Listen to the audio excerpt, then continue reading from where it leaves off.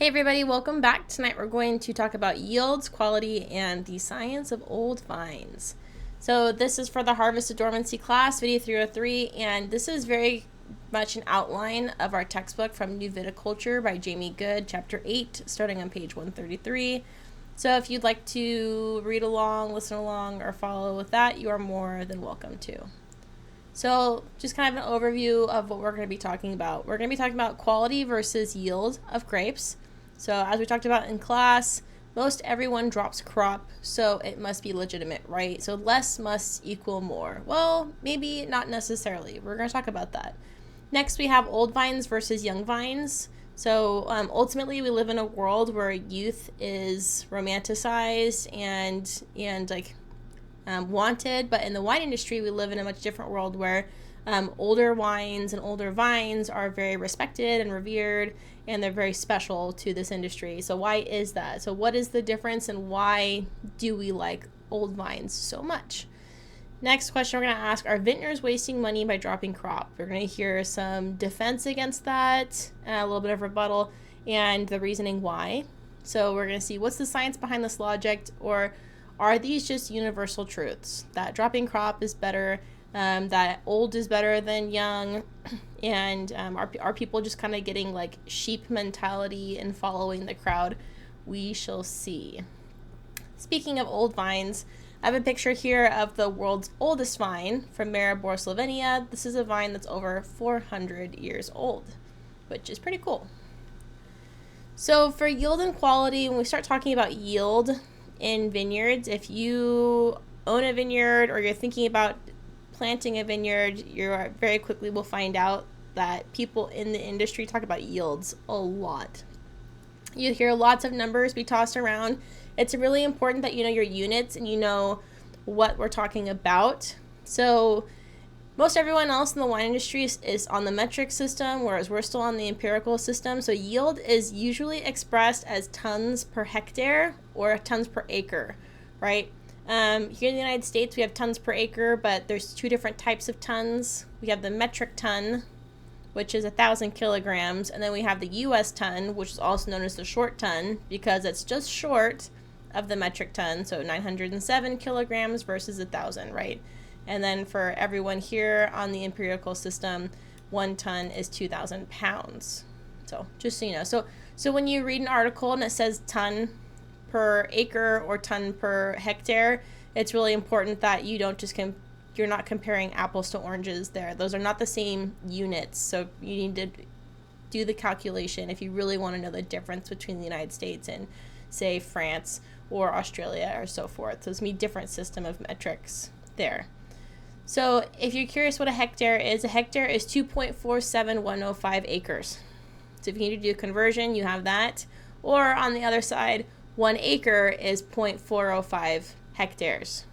So 1 hectare, as we see here, is 100 square meters, not miles, 100 square meters, which will give you 10,000 meters squared.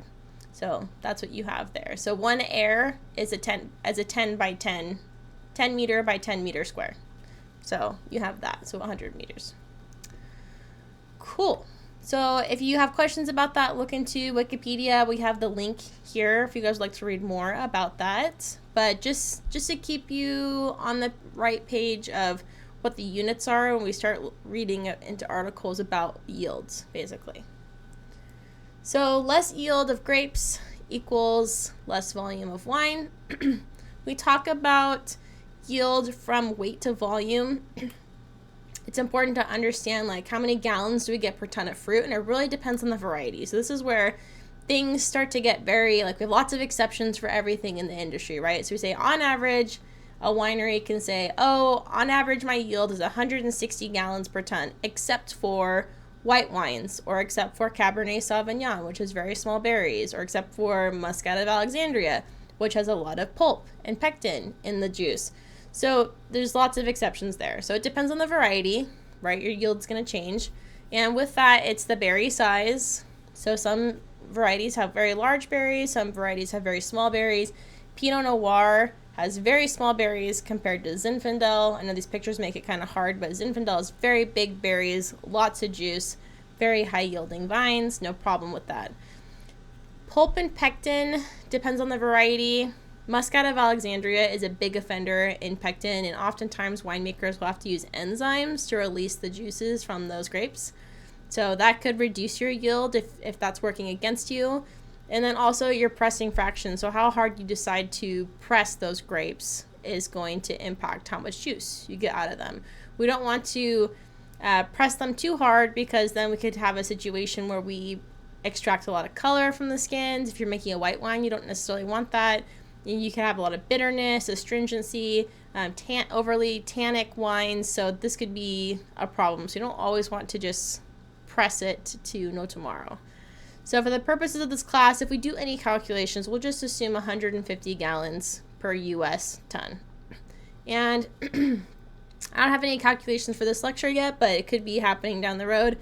But just keep in mind, it just depends on the winery and the variety, right? So like for reds in general at Bourgogne Winery, it's 165 gallons per ton on average, 160 to 165. Anywhere else you go, it could be completely different. So just a ballpark number for calculations. Cool. So assumptions made in the industry. We have come to a point where we as wine, people who appreciate wine or people who work in the industry, we just always hear that less is more. So lower crop has almost become bragging rights, or lower yield, right? I've gone wine tasting where I was talking to the vineyard owner, and they were very proud that they had a lower yield than Napa. And they were very proud, that they had so little fruit, and they just said that's the reason that their wines were so expensive, was because of this. So that's not always, that might work for that specific person, but that is not always the answer. Less is not always more, right? And also, less does not always mean higher quality fruit. It just doesn't, you just can't assume that that correlates directly. So there are a couple of things that could be messing with those numbers, right? So if you have a lower yield, it could be because of the density of your vineyard. So what are the sizes of your rows? Are your rows really close together? Are your rows really far apart? Anyone can plant a vineyard any way that they want to. There are like standards that are very commonplace, but if someone wanted 20-foot rows in their vineyard, they could do that. And then with all that space, you could basically, drive 2 vehicles through that at the same time. But with that space, you could say, oh, well, I only get 1 ton per acre. Well, of course, because you have massive rows and you don't have that many vines within an acre. So of course you're going to have a lower yield. So it doesn't always mean you have better quality grapes though. Also, it just depends on the vineyard site. So if you are in the Central Valley and you have the healthiest, deepest soils, and if you have plentiful of water somehow, you will have super vigorous vines that can produce very healthy canopies with lots of leaves to help generate lots of sugars for your grapes. You just have a generally high yielding, very fruitful area to adapt to. And so you just can produce a lot. And there's always going to be a balance, right, of what's too much and what's probably too little, and you're losing a lot of money. But in this situation with the vineyard site, more does not necessarily mean less quality grapes. So like, for example, Lodi, super high yielding area. They do have some old vines there that produce relatively well, but lots of Zinfandel, lots of high yielding fruit. But it doesn't mean that fruit is lesser quality. It just means that they live in an area, they produce vines in an area that is very prolific and very successful for those vines, and they have to know the balance themselves as the viticulturist. So that could be a high yielding vineyard.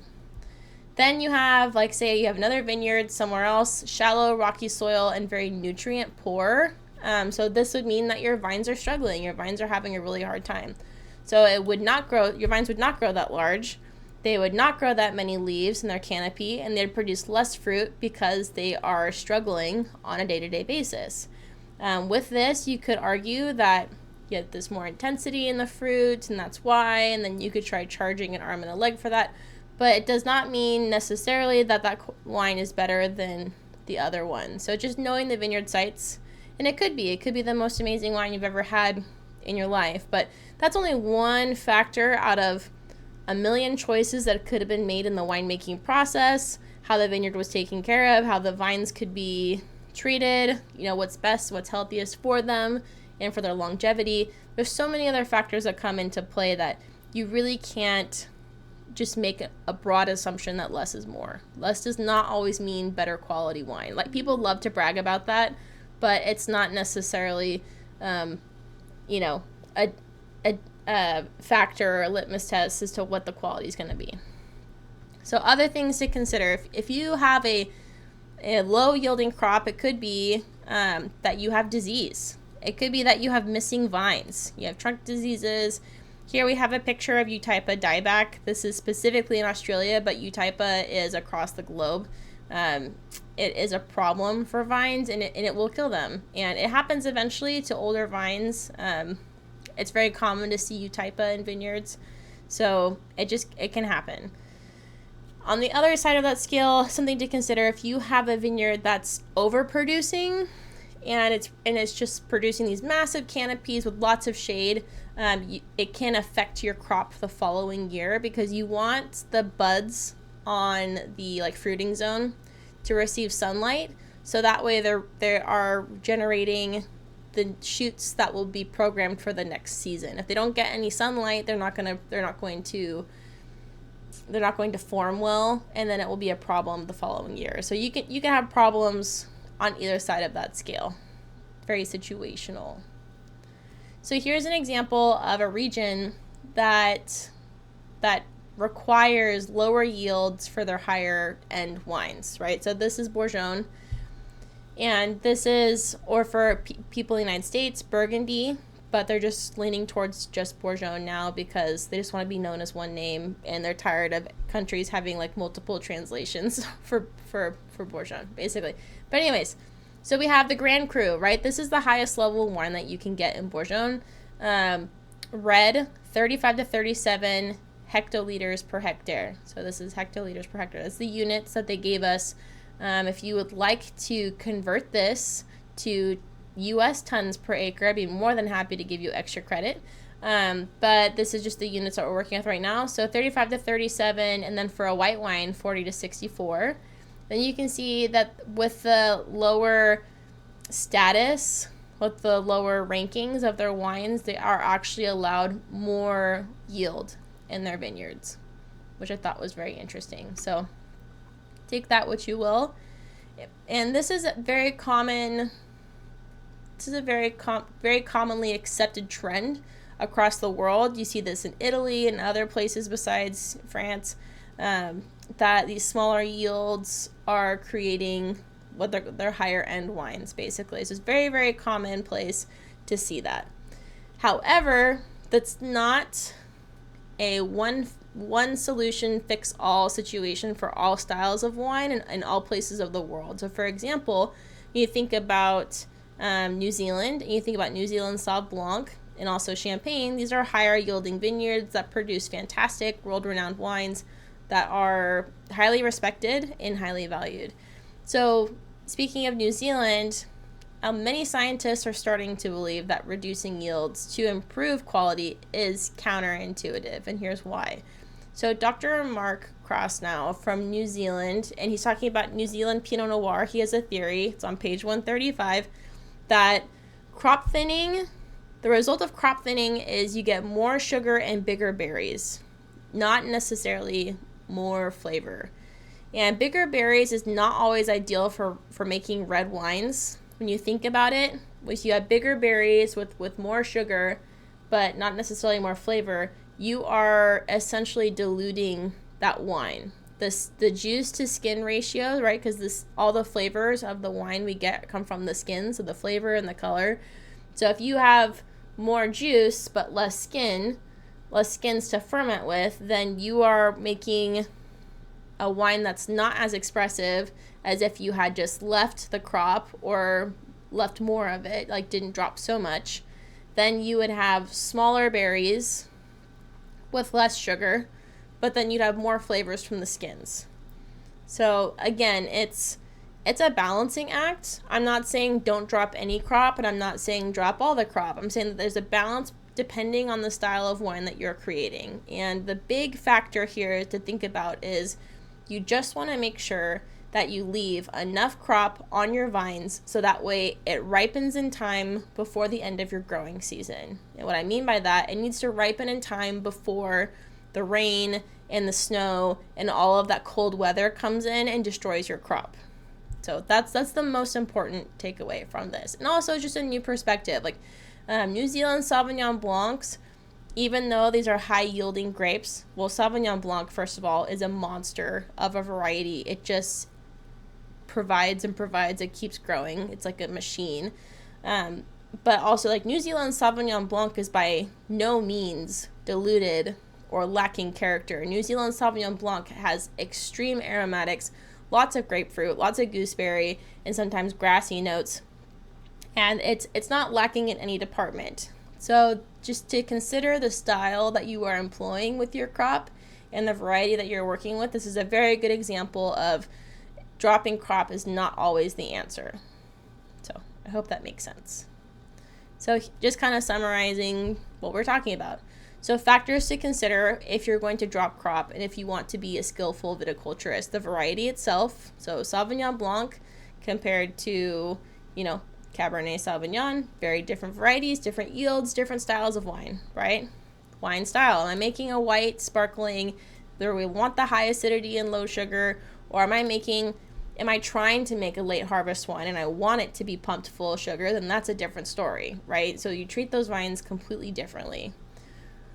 Also, the age of your vineyard. Depending on the age, you can have a grip on how much it can produce and how much it can handle. As vines get older, their production starts to drop, so you don't want to overload those older vines. Planting density, right? So it just depends on how big your vineyard is, how many vines you have planted per acre, how you're going to measure that out, how much time do they need to grow, what's your goal for your specific site, very important things. And then the growing season, like I said, you don't want to overcrop a vine and then have it only reach 15 bricks by November. You're going to be in a bad situation. You want to make sure that you have just enough crop where that vine can successfully ripen and put all those wonderful flavors into the fruit before the growing season is over. No one likes to harvest on Thanksgiving. Don't do that to yourself. Cool. So here we go. Here's again, consequences of either side, right?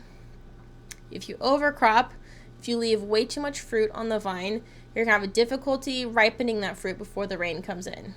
On the other side of that, if you overcrop, you can dilute wine varietal character and it will lack intensity, right? So literally because we have so much fruit and not enough sugar in that fruit, what you essentially have is just acid and water at that point. So you're just diluting the character and it doesn't taste like the wine at all, and there's no aromatics, and it's very blah. It's very unexpressive, it's underdeveloped, right? If you undercrop, so if you cut off way too much fruit, right, it can ripen very quickly, and then it will give you wines with very high alcohol, high sugar, and overly rich. Not to mention, you're also wasting your money. If you are a grape producer selling grapes, you're going to lose money that you could have sold. If you are a grape grower who also harvests your own grapes to make wine, you're going to be losing money because that could have been, 1,000 more cases of wine, etc., whatever the calculation is. It's a loss all around. So you want to make sure, you're doing the best thing for your business. At the end of the day, wineries are businesses. They need the cash flow, they need the support, and they need to be making the right decisions to keep their business afloat. And that's very hard. And then just here, for each vineyard and each variety, there's an optimal yield that balances quality and quantity. And it's just going to take experience and lots of patience and time. All right, so summary. Here's kind of just a nice chart. We have quality on the x-axis, yield on the y-axis. So A is a situation where we have high yield, but we have low quality. So flavor development is impeded in grapes if the vine cannot fully ripen before the rain comes. So that's not a good situation. We don't want that. B is we have high yield and high quality. This is the absolute ideal scenario for a wine grower. You get the most bang for your buck and you get the most tonnage off your vines. It's important that you remember, though, not to overwork your vines because they need to conserve carbohydrate reserves for the following season. So in that trunk of the vine, they need to reserve carbohydrates. That way they have enough energy in the springtime because they lose all their leaves, right? So once they lose all their leaves, they depend on what's left in their reserves to carry on the next year. So if they don't have any reserves, they're going to have a very hard time with bud break and producing the next wave, the next generation, right, of buds and grapes. Cool. Then we have C, which is low yield and low quality down here. So that's not ideal. It could be from diseased wines. It's not good for the wine grower, loss of income. And if it's low quality, then you might have to consider ripping out your vineyard and planting something else, or just moving your business altogether. Because having low yield and high quality you can get away with, but having low yield, low quality, then that's going to be a really hard time. All right, then we have D, low yield, high quality. I'd say this represents the fine wine regions of the world with higher priced wines, right? So they're priced highly because it's such a low yield. So it's just supply and demand. High quality fruit, low quantity of that fruit means higher price. And also the demand, right? High demand, low quantity equals high price, supply and demand. Then we have E, which is moderate yield and medium quality. And this is the reality for most wineries in the industry, because we have to meet a middle ground where producers aren't dropping too much fruit where they're losing money. And also, producers don't want to charge an extreme amount for their wines that only a very specific niche group of customers are willing to pay. The reality is a lot of middle class consumers do not want to pay the high prices that some wineries are operating at. So there needs to be a middle ground, right? So we have just the right balance of it's good fruit and it came from good crop and it's available at a good price and it's available to everyone, not the 1%, not any extreme situation. This is a good wine for a good price, and it's just good all around for everybody. So that's the reality for most situations in most wineries. Cool. So I feel like we summarized kind of like yield versus quality pretty well there. The big thing to take away from that section is to just be open-minded and realize that there are a lot of other factors involved just besides saying, I produce 2 tons per acre versus I produce 15 tons per acre. Well, those could be completely different varieties, right? Different vineyard sites. And it does not necessarily designate one as better than the other. There are a lot of other things to consider. If you take anything away from this class, I just want you to be open-minded that there are so many other factors. The last thing we need is more arrogance in this industry, and any more snootiness. I think we've capped out on that. So just be open-minded and always be open to learning something new. And also just be open to surprises and open to regions surprising you with quality. That's all I'll say.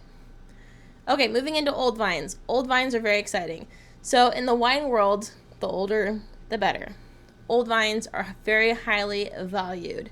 So general life cycle of kind of what happens for a grapevine, it takes, generally speaking, 3 years for a grapevine to start producing fruit. So that's a long time. If you're thinking about this as a business, that's a very long turnaround before you even start seeing fruit. And then if you're producing red wine, it's going to be a couple more years until you actually can start selling that and making any type of money off of your investment. So long time, 3 years. 10 years, generally speaking, according to the textbook. So you're going to get a lot of different opinions from a lot of different winemakers out there, but 10 years, the vine hits its stride and you start to taste both the fruit and the site. So that's when terroir comes in, or that's going to be our next presentation. 20 years, a vine is fully matured. It's established its roots, its cordons. It's gotten into the swing of things. It's producing at its peak performance. And then by the time it hits its mid-20s, its yields start to dip. Some growers at this point will choose to replant the variety or regraft something new onto there. This could also be because the vines are getting older, they're having problems with diseases or viruses, so there could be other reasons in there too.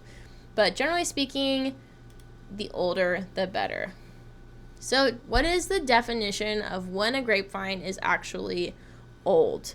Well, it depends who you ask. So in South Africa, there's this project happening called the Old Vine Project. It's an initiative to map all the old vineyards in the country, which is an amazing initiative. And for South Africa, 35 years is the cutoff. So a vine 35 years or older is considered an old vine.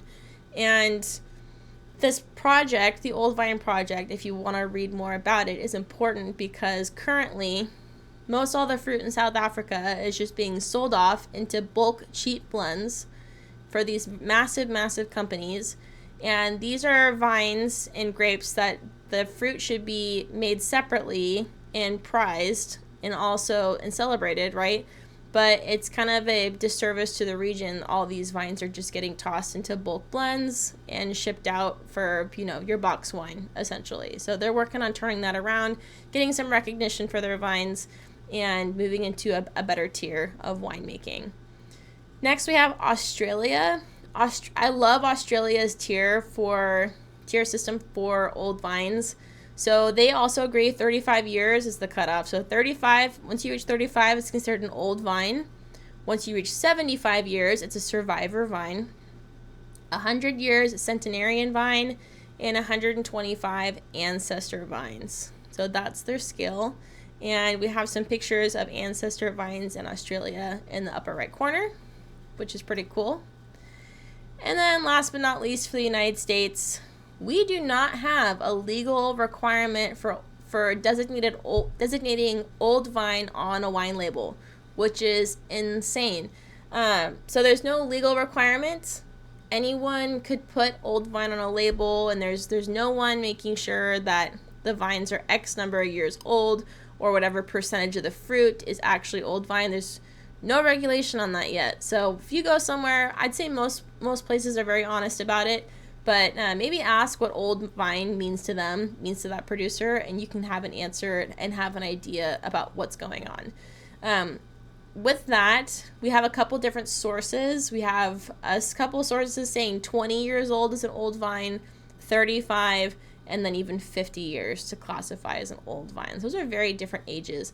But something that's interesting, we do have a lot of old vines in California. We have a lot of rich gold rush history and, history with the missions and the mission fruit, like we learned about earlier in class. So we do have old vines, but unfortunately we don't have any legal designation. So what makes the grapes from old vines so special? Well, it's all about balance. So as the grapevine gets older and older, it gets thicker and thicker. That trunk keeps growing in diameter, just like a tree, right? You see all the rings on a tree when it gets cut down. You can see the seasons of growth. It gets wider and wider every year. So the trunk system on a grapevine is just like that. So you can see these vines are nice and thick, and they're gnarly. That is the technical term for them. Lots of gnarls and twists and turns. These are ideal because these act as massive reserve systems for carbohydrates, so that way in the springtime it can nourish the buds and the new growth. Also, with older vines, they have less vegetal growth to achieve, so the vine will prioritize berry development and not so much producing, new arms or growing out anymore. It's already established a very deep root system. It's established its training system. So at this point, the production has dropped in these vines. They're producing less fruit, but they're producing more intense fruit because of that. So it's kind of like a self-regulating system. You can think of it as they are a well-established adult in their lives, and they have all the good habits down, and they have everything figured out, and they're just chugging along at this point, which is kind of funny.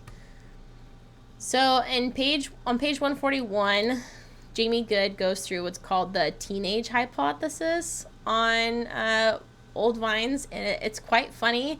He talks about how some of the first crops are the best of grapes, and then grapevines go through a teenage phase where they require lots of work and training and input to get them into their adult years, and then when they become old vines, they are producing at their best again. So anyways, it's very interesting hypothesis. Again, it's just a hypothesis, so you don't have to necessarily agree with it, but if you'd like to read about it, it is quite humorous and informational.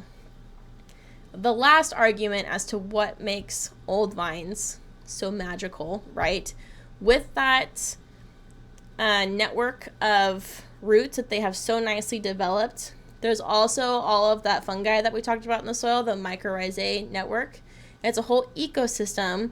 So at this point, all of the ecosystem of the soil is linked between all the vines, and this network communicates for stress and transports nutrients and water and keeps them all connected. So it's a very established ecosystem in the soil, and there's a very large hypothesis that could be a component of why old vines are so successful too. So more food for thought. Cool. All right, well, that brings us to learning objectives. So before you take the quiz, make sure you review these. You should be ready for the quiz after going through these. I hope that you guys enjoyed the presentation. If you have any questions, shoot me an email, and I look forward to seeing you guys next time.